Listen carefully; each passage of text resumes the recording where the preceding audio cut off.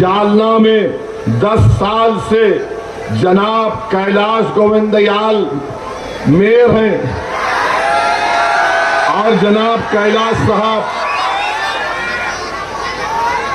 कैलाश साहब पहले कांग्रेस में थे।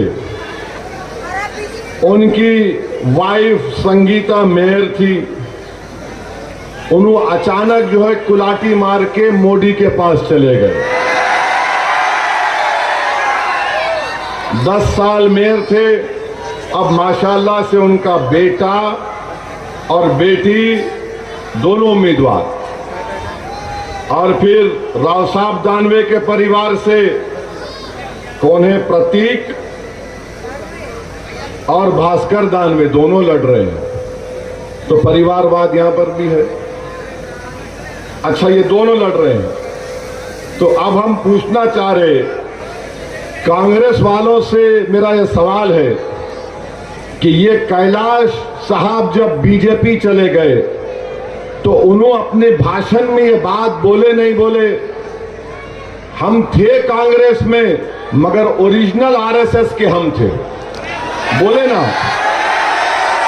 बोले नहीं बोले उन्होंने? मैं तो झूठ नहीं बोल रहा हूं, वरना फिर मोदी मीडिया को बोलेंगे 6 बजे चलाओ इसको दूल्हा बनाओ, झूठ बोलाएंगे।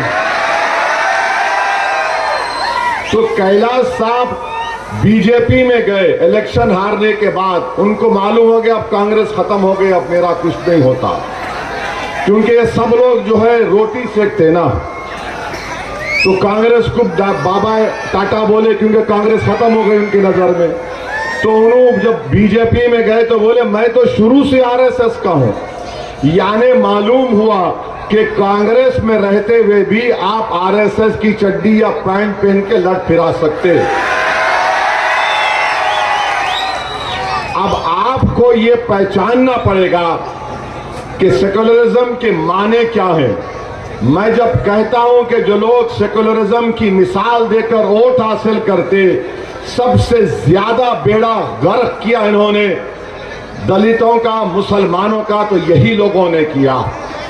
आप बताइए, आपके पास भाग्यनगर है, प्रीति सुधा नगर है, यहां पर विकास का काम होता। मैं रास्ते में आ रहा था यहां से, ऐसा लग रहा है कि झूले में जा रहा हूं।